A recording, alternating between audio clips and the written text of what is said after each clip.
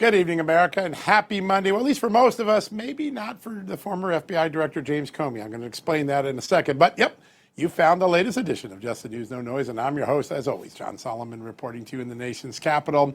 All right, let's get down to some big bombshell news that just moved a couple of minutes ago over at justthenews.com. We've been following the story of James Comey. He's indicted for lying to Congress, saying he never authorized any of his staff to leak to the media.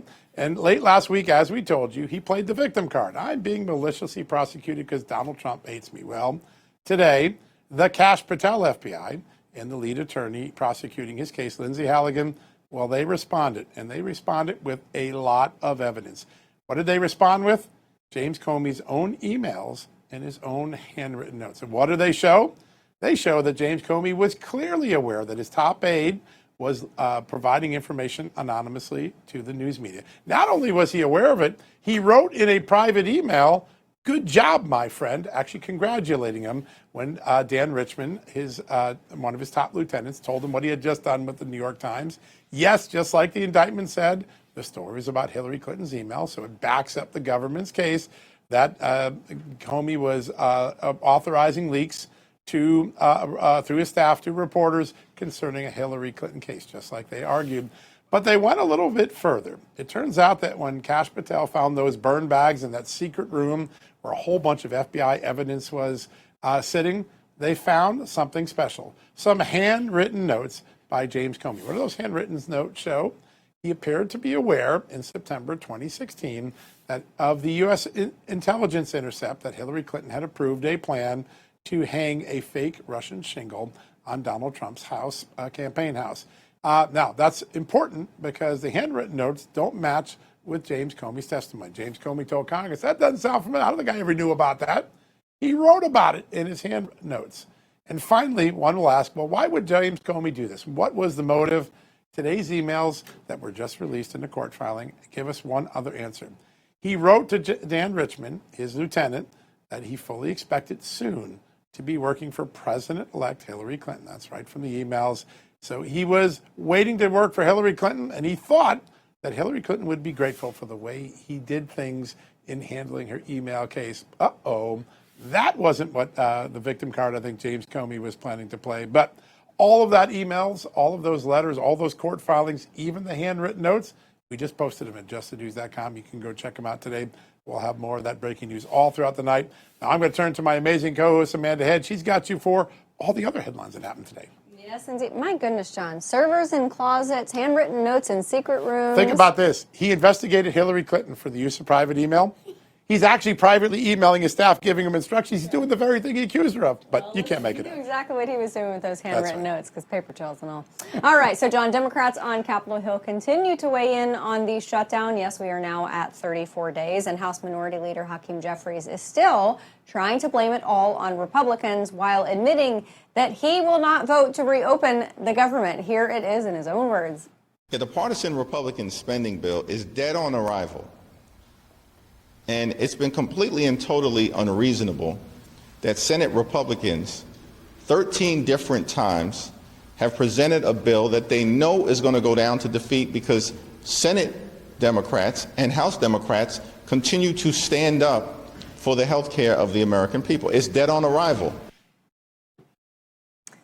John, as I talked about in a piece last week, this was a self-imposed expiration of those health care dollars within the bill. This is something that Democrats stipulated. Now, remember... They did indeed. Yeah, and Republicans aren't looking to add or subtract anything to that bill to get the government back open. They are simply asking Democrats to stay on board with current spending levels, which already, unfortunately, have gotten us into this $38 trillion in debt. Now, the Democrats are looking to tack on extra spending for health care, as Minority Leader Jeffries stated, but that funding would also go to illegal aliens, as we have talked about extensively on the show. But most people expect the shutdown to finally come to a close when? After the elections tomorrow, as Democrats might be looking to use that as leverage in order to hopefully do better in those elections than they might otherwise not have. And one of those elections that will have some major consequences is in, of course, California, where Proposition 50 was put out for a vote, and if passed, is going to drastically change the political landscape in California, with state leaders there already admitting that the redistricting is being done to counter Texas's redistricting efforts earlier in the year. And I know this firsthand because I saw it in black and white on my very own ballot. But Governor Gavin Newsom is now saying that Prop 50 is not at all about drawing lines on a map, guys. Watch. 249 years, the best of Roman Republic, Greek democracy, separation of the branches of government, co-equal branches of government, checks and balances, popular sovereignty, the rule of law, those enduring principles that our founding fathers lived and died for, all of them on the line today. Prop 50 is not about drawing lines on a map. It is about holding the line to what makes us who we are. Governor Newsom is right about one thing, John. It is not about drawing lines on the map at all. It is about drawing corkscrew, teeny tiny, strange looking, convoluted districts on a map in California in order to benefit Democrats. Because they haven't had a supermajority for long enough, you know. Just think about your monologue. All the things that Jeffries says that they got a partisan bill. No, it was a clean CR. Right. They had nothing in it. It was a clean CR. Yep. He says it's about protecting the health care of Americans. It's actually about protecting the health of insurers because they get all those things. And, of course, they're lying about the districting. Their own ballot says it's about lines on a map. That's what their own ballot says. That was a fun monologue. I enjoyed that. All right. I got time for some more fun, and I know how we're going to get it. We're going to bring in Montana Congressman Troy Downing, who actually last week did a great job helping us understand some of the Democrat follies. Congressman, great to have you on, sir. Hey, thanks for having me. Really appreciate it. All right, sir. I want to get to the shutdown, but before we do, I think as we learn more and more about the James Comey era, maybe some of the truths that were hidden from us, we get a sense that the FBI was troubled, maybe even highly politicized during his term. Your thoughts on what the court just revealed a little while ago? Well, I find that particularly egregious. This is a nation of laws, and having confidence in our legal system and our judiciary and our Department of Justice is of paramount importance. And for somebody to use a position of power at the FBI for political aspirations and political goals is one of the, biggest disconnects in what this nation is about. And I'm very offended by this, as I'm sure most of your listeners are, because this is breaking and eroding confidence in the system. And in a nation of laws, what you need is confidence in the system, that the Department of Justice, that the FBI, that the folks that are enforcing the laws of this nation are doing it because of the black and white of the law and the black and white of the Constitution, not for political aspiration. I think this is incredibly egregious and foul. And sir, something I think that is also offensive is using the American people, using their suffering as leverage during the shutdown. And we have Democrats in their own words saying that suffering is something that they can use during times of leverage, I believe was the phrasing that she used. But I know that you spoke to some folks at an airport there in Montana, and I know you brought gratitude and support, but you also brought donuts and coffee. And I'm not sure what their favorite part of that was, but you talked to them, they're working through the shutdown. What did they tell you?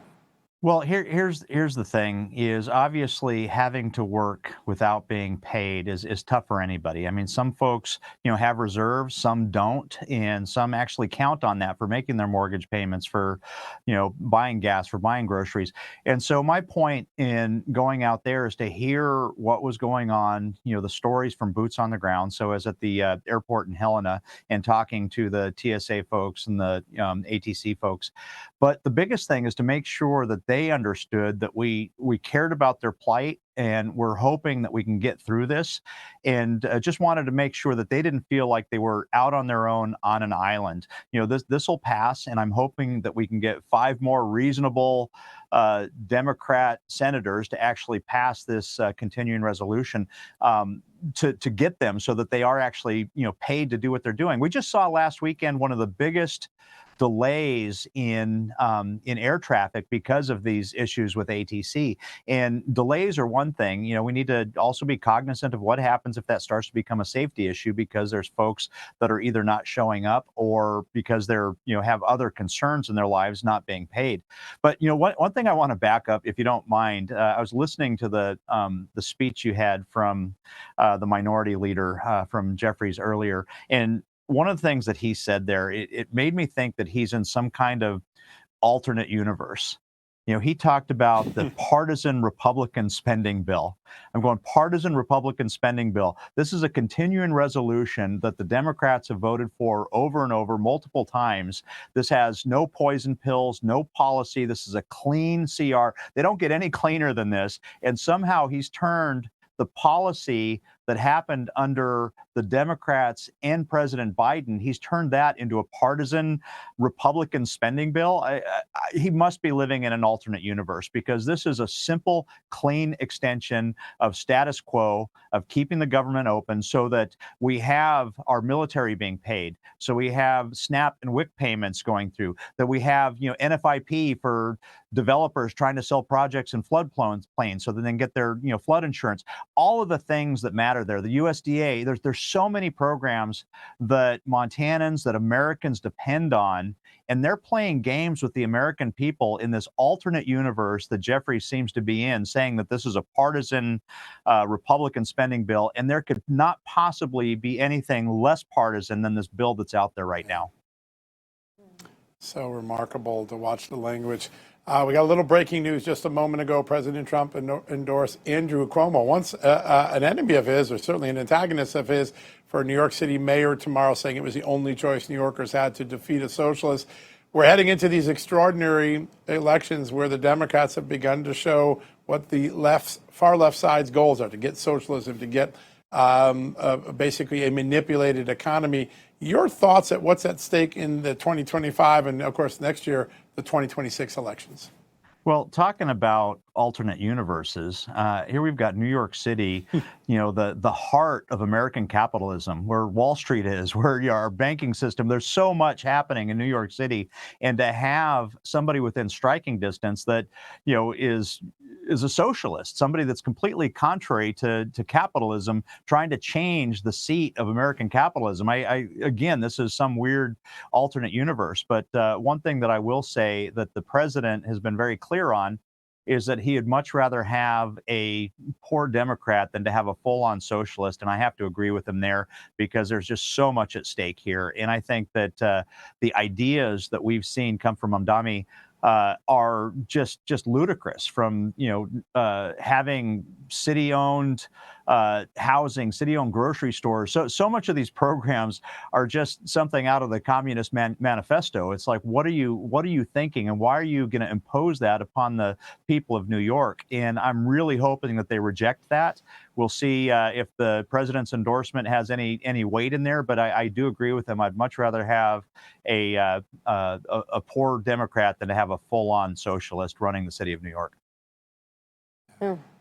Speaking of groceries, and also speaking of bad policies, President Trump has been left with a lot of messes to have to clean up, and some of them don't really have clear answers. But one of those big problems, and I know this is important to you because of the 6-to-1 cow to human ratio in your area, but this announcement that President Trump made, effectively quadrupling the quota of Argentinian beef coming into the country.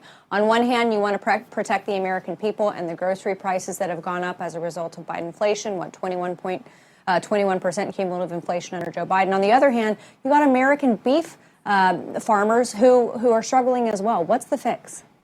Yeah, well, I mean, Americans want to eat American-produced beef, and one of the concerns that the president has, and I completely understand this. It's the price at the grocery store, and that's what the president is trying to affect. And so the president put out that announcement to bring in more Argentine beef, and Argentina is a pretty small importer to the United States in all of our imported beef, but still. What my producers are concerned about is driving the prices down at the grocery store by replacing the American herd. And we've seen the American herd for a lot of different reasons, because of drought and other issues. We've seen that decline. In Montana, pre-COVID, we had about 2.5 million cows, and that's down to about 2.1 million, so about 400,000 head loss in Montana since COVID.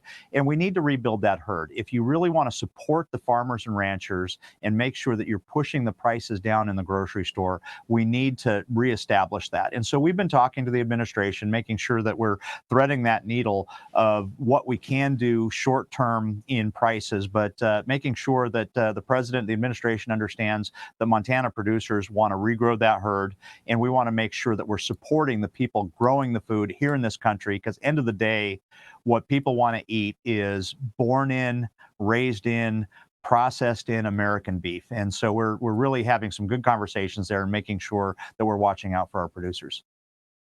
Yeah, such an important dynamic to get right. What can American farmers do to bring that price down? What are some of the things that maybe Trump could help American farmers do to get this under control? Well, I think really what happens, like I said, is just helping regrow that herd. And I know there's some programs within the USDA that Secretary Rollins is released recently on trying to help, rebuild that herd from, a bunch of issues to help our producers, including expanding grazing lands.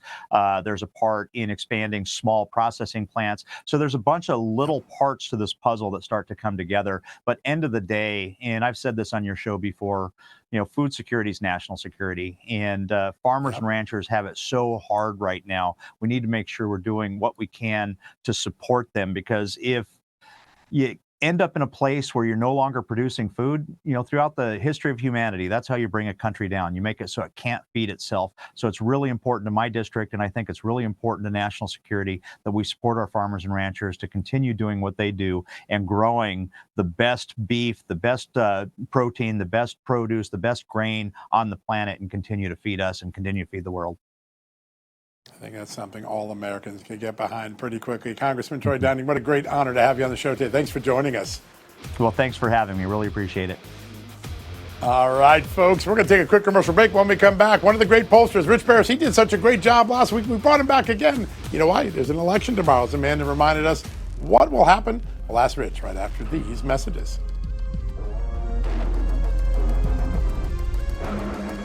Hey, America, the FBI has been warning about a type of real estate fraud on the rise called home title theft, and your equity is the target. Here's how it works. Criminals forge your signature on a single document, use a fake notary stamp, then file it with the county, and just like that, boom, they're on record as owning your home. Using your ownership, they then take out loans against your equity or even sell your property, and you're not going to know about it until you get a foreclosure or collection notice in the mail, and that's not going to be a good moment. That's why I partnered with Home Title Lock, so you can protect your equity and find out today if you're already a victim. Use my promo code JTN at HometitleLock.com. You'll get a free title history report and a free trial. Their $1 million triple lock protection. That's a great deal. $1 million to protect your home. That's 24/7 monitoring of your title records, urgent alerts to any changes, and if fraud occurs, their U.S.-based restoration team will spend up to $1 million to fix it. Find out why I trust Home Title Lock. Protect yourself like I did. Don't be a victim. Protect your equity today. Go to HometitleLock.com and use that promo code JTN. That's HometitleLock.com, promo code JTN.